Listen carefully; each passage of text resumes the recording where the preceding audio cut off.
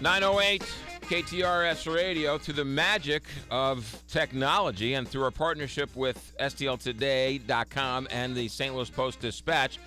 We go live now to the newsroom in downtown St. Louis via Skype, and you can certainly watch the interview at STLTODAY.com, KTRS.com. You can watch it on your phone, and you can certainly listen to it online or the phone app or the old-fashioned way on the radio. Christine Byers joins us via Skype. Good morning, Christine Byers. Good morning, McGraw. Your story yesterday has everybody talking about this little girl who was found back in 1983. Let's start with the news of your story yesterday. They did some DNA testing. What did they find out about this child?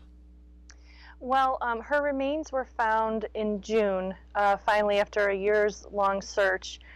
They were found in the Washington Park Cemetery after having been buried in the incorrect plot.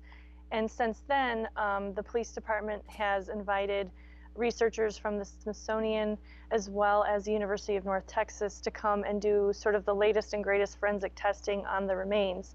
And that included a DNA extraction to see if the profile they have on file is up to date, and it proved that it was. So it sort of reinforced what they already had on file for the DNA. And then the second test was somewhat new, and it's called stable isotope analysis. And basically that's a fancy way of saying that they're trying to narrow down your point of origin based on the water you drank as a child and the minerals that it deposited in your bones. And because this little girl was estimated to be between the ages of 7 and 12, they believe that they narrowed down her point of origin to the southeast portion of the country to about 10 states. Does that help them in the long run try to maybe narrow down or help try and find out who this girl is? You know, it's interesting because I think to perhaps the general public that doesn't really sound like much, but to the detectives who have worked this case over the decades, it's actually the first clue they have, the first solid scientific clue they have to tell them that they can actually narrow their search for her identity from the entire world to a very concentrated portion of the country. Let's go back. Okay, so what happens now? So they take this DNA information. Can they take the DNA information that they have that's now confirmed and run that through a database and try and find relatives out there? Is that possible? Every database that is available for them to run the DNA in of the missing person, they have done, and they have so far gotten nothing back in return. So the DNA has really been exhausted at this point, and they routinely will run it, through the years over again, just to make sure as new DNA profiles are entered that obviously this DNA profile is checked against them again. Yeah. So they've really done all they can with the DNA. At this point, it's just a matter of running it over and over until they get a match. In your story, Christine Byers at STLToday.com, that people can read or check out yesterday's newspaper, they're now done with the scientific evidence, and now they're going to rebury the remains. That's correct. There's a nonprofit called the Garden of Innocence, and it's at Calgary Cemetery. And the medical examiner's office has referred this case to the nonprofit, which will bury her there along with other indigent burials that they do. And it's a very well kept location, and it is a very well kept and maintained cemetery, unlike Washington Park, which really right now the only hope for that place is the small army of volunteers that goes out when they can to try to restore the cemetery and clear the brush and do the best that they can. This body of this girl was found in 1983. Now 30 some odd years later, you have the Smithsonian Institute, you have North Texas, you have Washington University, you have the newspaper, you have old photographers and citizens all at the disposal trying to help anyway. I mean, that's sort of it's a sad story, but it says something about our human spirit that so many people who didn't know this person from 30 years ago is working hard to try and find out who she was.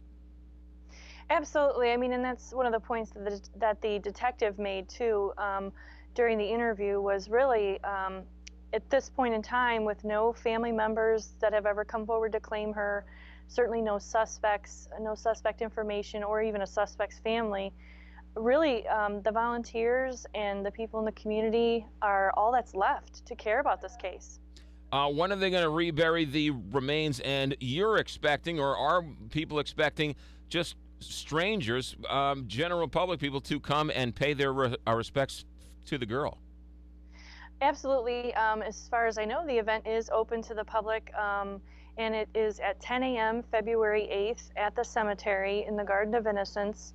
And I understand that they really are trying to make this a very dignified event. I think they're inviting bagpipers, and they really want to make it a big deal. Is there any hope from the police that with this new information that actually might lead them down a path to where they find out what happened? Well, that's a great question, and the investigation is still technically an open homicide investigation, so therefore detectives are very tight-lipped about what leads they have and what information they have. But Detective Fox did tell me that he had several leads that he felt he needed to follow up on as a result of the information that water analysis testing showed. So he couldn't get into the details specifically of, what that was, but he did say he felt like he had some things to follow up on as a result of the testing. And Christine Byers, since they're going public with this, who knows if somebody knows something or hears about this story that was told something that some uncle or aunt passed down, and who knows where, because this case is getting so much attention, that might actually help in the investigation as well. True. I mean, so along with, making sure they've left no stone unturned when it comes to the forensic part of it, they certainly are making a major push to get as much publicity as they can around this case, because in the end, they know that really it's going to take someone somewhere that knows something to come forward as well, because they are so limited in the information they can get at this point scientifically. The detective said, whoever did this or knows what happened, you've got to be a pretty cold person if it doesn't eat away at you every day. That is Christine Byers, live in the Post-Dispatch newsroom via Skype. Christine, great job as always, and we'll look forward to the work on this as things move forward. Thanks for checking in today. Thanks, McGraw. You got it. Christine Byers, live via Skype in the Post-Dispatch newsroom in their television studio there. If you missed any portion of this or want to watch it again or listen again, we'll certainly post it on Facebook. The Post will have it at STLTODAY.com, and you can go back and reference it. But it's a pretty remarkable story, a sad story, but also one in which the whole community has sort of rallied together. Scientists from Washington University and the Smithsonian and the newspaper and the radio station and John Q. Public have all sort of done their part to try and at least get some answers for that poor girl. 9:17 here, Big 550 KTRS. Who do you